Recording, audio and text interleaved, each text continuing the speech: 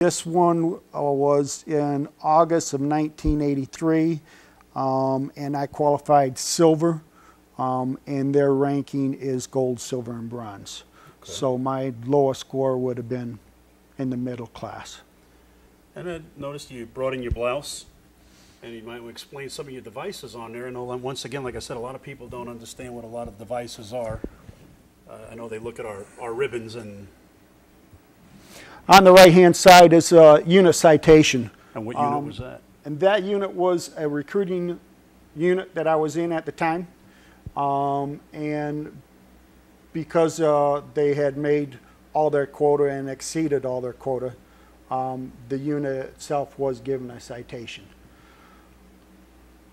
On the other side are the awards, the good conduct medals, the overseas ribbons.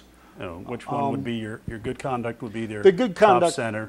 Is this one here. Right. Okay. The years and longevity, actually, you're going to get me in trouble here because I'm not remembering every one of them that's up there. Well, you got your national defense, which is the farther right one. Yep. And then your bottom center one, that's the one you get from boot camp? Yes, it is. Upon graduation? Yes. Okay.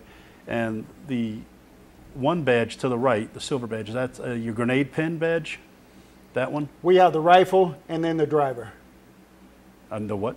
Driver's badge. What's that? A driver's badge is you put in so many miles and you have no accidents, they'll give you a driver's badge.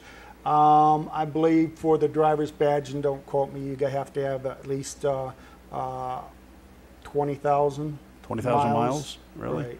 Without any accident or incident? No citations. And what is the patch up on your blouse? This one is for recruiting. That was your recruiting patch? That was the recruiting. Is that a general recruiting patch or just for that district? No, this is general recruiting. Okay. That's all we have is a general recruiting patch. Okay, so different regions don't rate different? No. Okay. It's all one. And you had on that one you have your... Longevity. And you didn't. You just had your rockers just the longevity. On that one. Yeah. And you longevity. You call them longevity. We call them hash marks. You get those every 3 years. Every 3 years. Our hash marks are every 4 years. Okay. And I notice on your good conduct you have. You have a knot. What does the knot represent? That would be 5. Okay, but why a knot?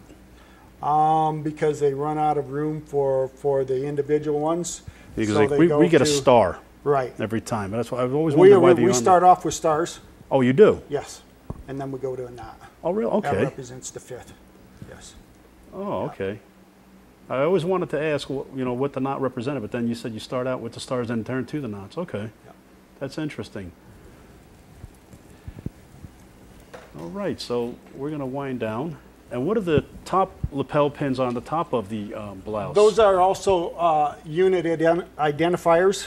But in recruiting, they're all going to be the same, the Liberty Bell. It's basically the same as the shoulder emblem. Okay.